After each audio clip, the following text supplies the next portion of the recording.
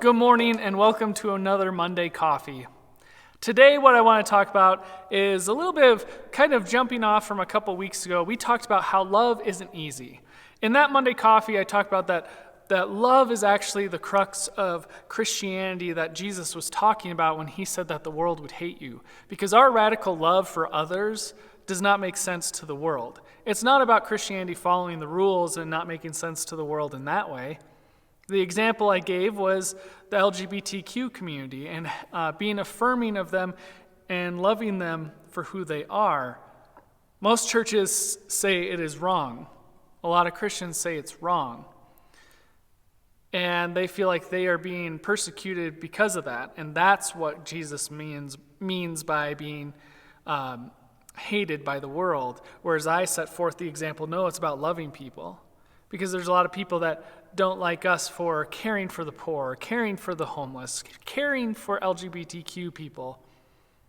That Christ's radical love is the thing that actually makes us threatening to the rest of the world. So jumping off of that, I want to talk about what does love look like? Sometimes I think we get into a rut where love is just a transaction. That love is simply transactional, that in order to receive respect and love from somebody, you have to give something in return. And I think that's anti what the Bible is saying. Now, that's very human, but it's not God. And if we are people of God, if we are to reflect the image of Christ to others, we need to try and emulate that same love that God gives to us. Here's an example I want to give. In the world of theology, there are what are called atonement theories. And this is talking about what did Christ actually do on the cross? What is the mission that was accomplished on the cross by Christ? Now, the thing that you are probably saying to yourself that most of Christianity goes by is that Christ died on the cross for the sins of the world so that God would not condemn us all to hell. And that's called substitutionary atonement theory.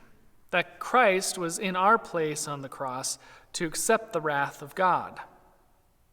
The only thing about this that tends to bother me is that it is a transaction.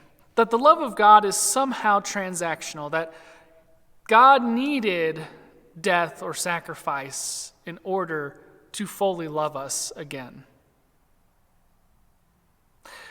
Now, God talks a lot about unconditional love. The Bible talks a lot about unconditional love. And so what does it mean to actually look at the cross then in terms of this was an act of unconditional love, that God maybe was somehow saying, this is how much I love you. I love you so much that I will die for you.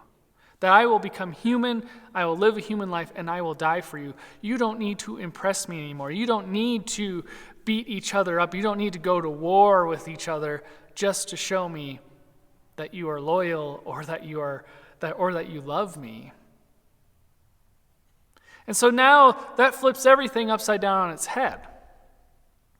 That love, this unconditional love, is something that we need to figure out. How can we give unconditional love to others? And that doesn't mean that we ignore bad things that people do. It doesn't mean that we ignore injustices and just unconditionally love people. There are ways to love while also holding people accountable. And so in your own life, where are the places that you can demonstrate some unconditional love? Is it to your kids? Is it to your family? Is it to your parents? Is it to your neighbors? Maybe it's to your HOA. Maybe there's some way that you could show love even when you disagree with one another. Or an election year, maybe in your neighborhood you have somebody with a Trump sign in front of their house. Maybe you have somebody with a Biden sign in front of their house.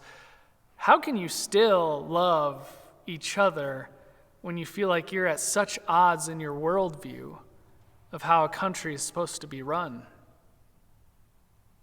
See, that's kind of where unconditional love comes in, right? That there doesn't have to be terms for you to love that person. There doesn't have to be a transaction for you to love that person. You could still love and care for them even though you disagree with them. And loving somebody also doesn't mean you have to be best friends. Loving somebody means just taking care of their basic human needs. and being kind, compassionate, and graceful in your conversations with them, in your time with them. That's my hope for this week. My hope is that we discover that somehow. Now, and if you're still stuck on the atonement theories that I talked about before, the substitutionary and then the other one, just know this. There are several of them, and they all are pulled from Scripture in some way. And I'm of the mindset where I think what Christ did on the cross was somehow all of them put together.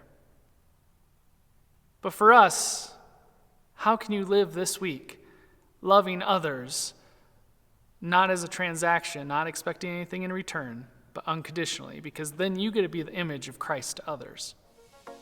Have a great week.